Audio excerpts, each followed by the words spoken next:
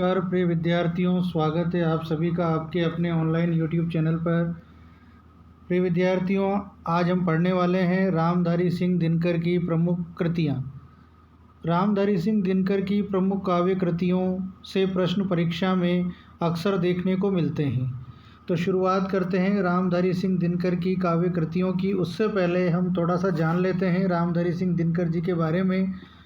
रामधारी सिंह दिनकर जी का जन्म हुआ 1908 ईस्वी में ग्राम सिमरिया, जिला मुंगेर, बिहार में। हिंदी साहित्य जगत में रामधारी सिंह दिनकर को अनल कवि के नाम से भी जाना जाता है। तो रामधारी सिंह दिनकर के काव्य में राष्ट्रीय सांस्कृतिक चेतना तथा प्रगतिवादी चेतना दोनों विद्यमान है। आपको बता दें, रामधारी सिंह दिनकर को समय सूर्य तथा अधैर्य का कवि भी कहा जाता है। ये रामधारी सिंह दिनकर जी के बारे में कुछ बेसिक जानकारियाँ थी।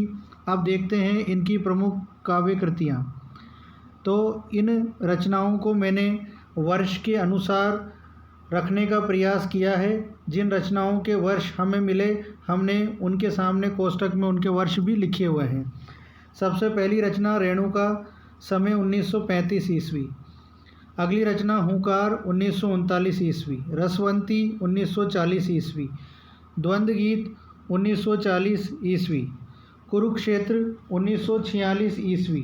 प्रिय विद्यार्थियों, इनका कुरुक्षेत्र महाकाव्य द्वितीय विश्व युद्ध की विभीषिका से प्रेरित होकर रचा गया था। अगली रचना यशोधरा 1946। सामधैनी 1947। धूप और धुआं 1951।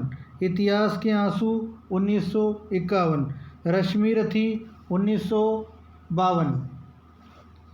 नील कुसुम 1954। दिल्ली 1954। उर्वशी 1961।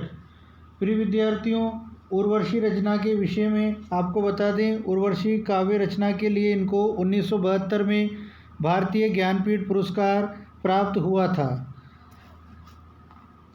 आगे देखते हैं अगली रचना परशुराम की प्रतीक्षा 1963। आत्मा की आँखें 1964। हारे को हरि नाम 1970। नीम के पत्ते। संस्कृति के 4 अध्याय। प्रिय विद्यार्थियों, यहाँ ध्यान दें, संस्कृति के 4 अध्याय रचना के लिए इन्हें 1959 में साहित्य अकादमी पुरस्कार प्राप्त हुआ था। अगली रचना वट पीपल, और इनकी अगली रचना है सीपी और शंख। ये थी रामधारी सिंह दिनकर जी की प्रमुख काव्य कृतियाँ। प्रिय विद्यार्थियों, इन्हें राष्ट्रीय जागरण तथा भारतीय संस्कृति का कवि माना जाता है। तो रामधारी सिंह दिनकर जी से जुड़े हुए प्रश्न परीक्षा में अक्सर देखने को मिलते हैं।